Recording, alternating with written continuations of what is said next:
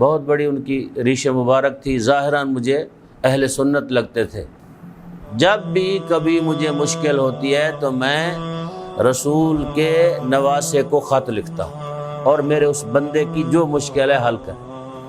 عجب ہے کہ لوگ جو خط لکھ کے امام رضا علیہ السلام کی ذریعہ مبارک میں پھینکتے ہیں، فقط یہ نہیں ہے، عقیدتی مسئلہ نہیں ہے کہ خط لکھ کے پھینک دیا، خود امام تو تشریف نہیں لائیں گے، خط اٹھائیں گے نہیں، پڑھیں گے نہیں، آپ کو جواب نہیں دیں گے، تو آپ کیوں پھینکتے ہیں؟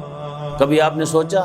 میں تقریباً کچھ عرصہ پہلے اس سفر سے پہلے ایک سفر میں گیا تھا مشہد مقدس کا، یہاں سے سیدھا کویت اور کویت سے وہاں مشہد مقدس۔ اسی اپنے لاہور علامہ اقبال ایئرپورٹ پہ ایک صاحب، بہت بڑی ان کی ریش مبارک تھی، ظاہراً مجھے اہل سنت لگتے تھے، تو مجھے کہنے لگے، میں لباس میں تھا، کہنے لگے کہ آپ ایران جا رہے ہیں؟ میں نے کہا ہاں جا رہے ہیں۔ کہا کہ مشہد جائیں گے؟ میں نے کہا ضرور جاؤں گا۔ کہا وہاں رسول پاک کے نواسے کی خدمت میں بھی جائیں گے؟ میں نے کہا کیوں نہیں جاؤں گا، وہاں تو جانا ہی ہے۔ تو کہنے لگے میرا ایک خط لے جائیں، یہ وہاں ان کو جا کے دے دینا ہے۔ جب بھی کبھی مجھے مشکل ہوتی ہے تو میں رسول کے نواسے کو خط لکھتا ہوں۔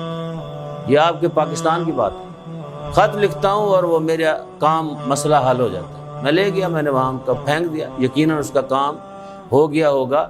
تو امام رضا علیہ السلام کیسے وہ خط دیکھتے ہیں؟ امام رؤوف ہے۔